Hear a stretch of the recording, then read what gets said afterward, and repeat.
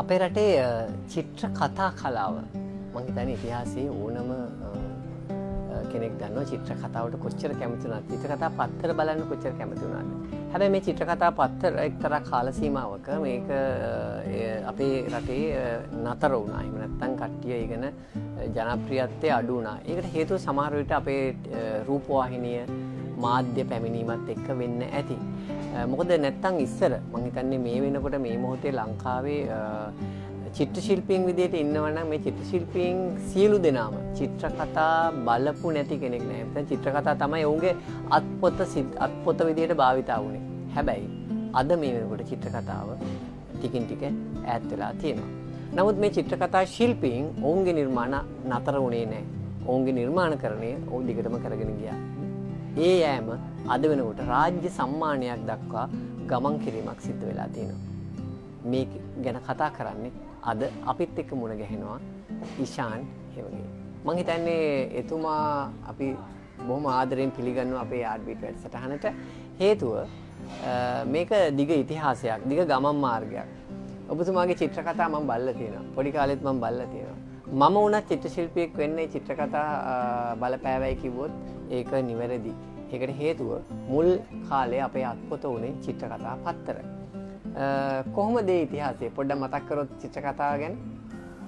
ඔව් මම මුලින්ම පාසල් යන කාලේ ඉඳලම මට මේ චිත්‍ර කතා කලාව ගැන ලොකු ඇල්මක් ඇති වුණා. එතකොට මුලින්ම සුසිලි ප්‍රේමරත්නයන්ගේ චිත්‍ර කතා, එතකොට බන්දුර හරිශ්චන්ද්‍රයන්ගේ, ජනකරත්නායක ඒ වගේ ප්‍රවීණ ශිල්පීන්ගේ චිත්‍ර කතා මම මුලින්ම මේ හරි රස වින්දා. මුලින්ම මම චිත්‍ර කතා රසිකයෙක්. ඊට පස්සේ තමයි මටත් මේ චිත්‍ර ඇඳීමේ හැකියාව තියෙනවා දැනුණාට පස්සේ මට මේ ගැන ලොකු උනන්දුවක් ඇති වුණා. ඉතින් මගේ මේ පාසල් කාලෙදිත් මම චිත්‍රවලට නොයෙක් දස්කම් දක්වලා තියෙනවා. ඉතින් ඒ චිත්‍ර ගුරුවරයෙක් හිටියා මට මතකයි පද්මා පවුලිස් කියලා අපේ චිත්‍ර ගුරුවරිය. එතුමියත් මාව ගොඩක් උනන්දු කරා. ඊට පස්සේ අපේ අම්මා මාව සුසිල් ප්‍රේමරත්න මහත්තයා ළඟට එතුමත් ගල්කිස්සම හිටියේ මමත් ගල්කිස්සේ අපේ ගම. අම්මා මාව සුසිල් ප්‍රේමරත්න ළඟට යොමු කරා. ඊට පස්සේ මම පාසල යන කාලෙම සුසිල් ප්‍රේමරත්න ළඟට ගිහිල්ලා තව මගේ යාළුවෙකුත් හිටියා මගේ පන්තියේ ධම්මික නවරත්න කියලා. එයාටත් හොඳට අඳින්න පුළුවන්. අපි දෙන්නම සුසිල් ශ්‍රේගාව ඉගෙන ගත්තා චිත්‍ර අඳින්න. ඊට පස්සේ තමයි මේ මම ටික ටික සර් අඳිනවා චිත්‍ර කතා අඳිනවා. ඉතින් ඒ ආර්ට් වර්ක් බලලා ඉතින් මටත් හරි ආසයි තුන මමත් මේවා ගෙදර ගිහලා පුරුදු වෙලා එහෙමම තමයි මම චිත්‍ර කතා කලාවට යොමු වුණේ. මොකද්ද මුලින්ම ඇඳු පත්තරේ ගත්තොත්? මුලින්ම මම ඇඳි හිතවත පත්තරේට. ඒකට මේ මට අපේ මෑතකදී ප්‍රාප්ත වෙච්ච අපේ බලංගොඩ සරත් මధు ප්‍රවීණ චිත්‍ර ශිල්පියා මට ගොඩක් උදව් කරා. එතුමා තමයි ඒකේ සංස්කාරක විදියට ඒ කාලේ කටයුතු කරේ. එතුමා තමයි මා මුලින්ම මේ චිත්‍ර කතා ක්ෂේත්‍රයට ගත්තේ. මුලින්ම මම ඇඳ සුරූපිගේ කතාව කියලා ඒ කතාව ඊට පස්සේ මම දිගටම හිතවත පත්‍රයෙන් මම චිත්‍ර කතා නිර්මාණය කරුවා. මුලින්ම ඇඳේ සුරූපිගේ කතාව. ඒ කතාව ලිව්වේ කවුද? ලිව්වේ මේ එතකොට ගල්කිස්සේ හිටියා මේ මගේ යාළුවෙකුගේ නංගි කෙනෙක්. එයාට හොඳට ලියන්න පුළුවන් කතා. කවි රචනා කරනවා, ගීත රචනා කරනවා. සුසන් තිමදුව කියලා එයා තමයි මේ ඒ කතාව ලිව්වේ මුලින්ම. මේ තමයි චිත්‍ර කතාවල තියෙන රසවත් ඉතිහාසය. ඒ චිත්‍ර කතාවල් ලියද්දි, ඒ කියන්නේ අඳිද්දි කොහොමද මේ මිනිස් රූප අධ්‍යයනය කරන මිනිස් රූප වල තියෙන හැඩතල හොඳින් අඳුනා ගන්න ඕනේ. මේ අධ්‍යයනය කොහොමද ලැබුවේ? ඔව් සුදත්තුමා ප්‍රශ්නයක් ඇහුවේ මේ මුලින්ම මම ඇඳා කෙටි කතා ඇඳා. කෙටි කතා ඇඳලා මගේ පුරුද්දක් තිබ්බා මම මොකක් හරි ඇඳලා ඒක අර ඉන්දියන් ඉන්ක් වලින් අපි ඒක කලර් කරනවානේ ඊට පස්සේ. ඉන්දියන් ඉන්ක් වලින් අපි මුලින් පැන්සලෙන් ස්කෙච් කරලා ඊට පස්සේ ඉන්දියන් ඉන්ක් වලින් අපි ඒක සම්පූර්ණ කරන්නේ. මම මුලින් මගේ පුරුද්දක් තිබ්බා මේ පැන්සලෙන් ස්කෙච් එක සම්පූර්ණ ඇඳලා ඊට පස්සේ මම ගිහලා සර්ට පෙන්නනවා. ඒක මගේ පුරුද්දක් විදිහට සර් ඒක අඩුපාඩු තියුම හදලා දෙනවා. ඉතින් ඒ විදිහට මම ගොඩාක් කාලයක් මම මේ විදිහට හුඟක් විතර මේ ඒ විදිහට තමයි ආර්ට් වර්ක් මේ කරුවේ චිත්‍ර කතාව ඇන්දේ. ඊට පස්සේ ඔය මේ සරත් මధు මහත්තයා ගාවට ගියාට පස්සේ ඔය හිතවත පත්‍රයට අඳින්න ගියාට පස්සේ එනකොට මට යම්කිසි මට්ටමක මම හිටියා චිත්‍ර කතාව සම්බන්ධයෙන් දැනුමක් අර සුදත් ඒ වගේ මේ මානව රූප ගැන විශේෂ අධ්‍යයනයක් කරන්න ඕනකම තිබුණා. ඒතකොට පරිසරයේ තියෙන එක වස්තුන් අපි බැලුවොත් ගොඩ නැගිලි, ඒතකොට වාහන, ඒ වගේ අනික විවිධ චරිත. ඉතින් මේ ගැනත් මම අධ්‍යයනයක් කරන ගමන් තමයි චිත්‍ර කතාව නිර්මාණය කරේ. ඒ වගේම ඒක මේ චිත්‍ර කතාවේ විශේෂත්වයක් තියෙනවා මේ රූපරාම කෝණ කැමරා කෝණ. ඒ කියන්නේ අපි කියනවා හයි ඇන්ගල් කියනවා. එහෙම තියෙනවනේ ඒක ඇන්ගල්ස් වල බලන්න. ඒවා හුඟක් වෙලාවට චිත්‍ර කතාවේදී මේ යොදන්න සිද්ධ වෙනවා. ඉතින් ඒ ගැන මම ස්වයං අධ්‍යයනයක් කරමින් ඒ වගේම මේ අපි දන්නා විදේශීය ශිල්පීන්ගේ තියෙන සමහර චිත්‍ර කතා මේවා අරගෙන මම ඒනොත් යම් දේවල් උකහාගෙන තමයි මේ මුල් කාලේදී චිත්‍ර කතා නිර්මාණය යෙදුනේ.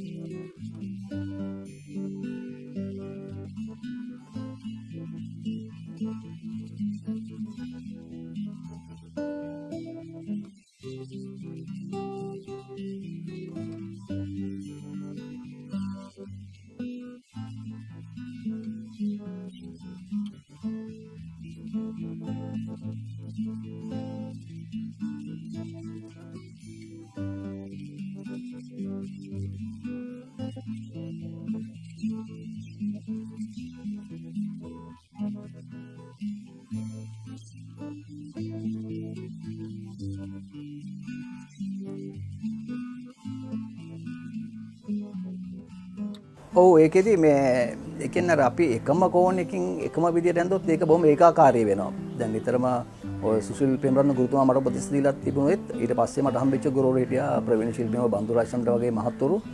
ඒගොල්ලොත් එක්කත් මට උපදෙස් මේ මම ඉගෙන ගත්තේ තමයි ඒගොල්ලොන්ගෙන් මේ අර කැමරා කෝණෙන් කෝණයටත් චිත්‍රකතා අර රූපරාමයටත් ඒක විවිධත්වයක් තියෙන්න ඕන කියන කාරණේ. කියන්නේ අපි කියන ළඟ තියෙන සමීප රූප, ඒ වගේම දුරස්ත රූප, එතකොට අර එක කෝණ වලින් බලන රූප.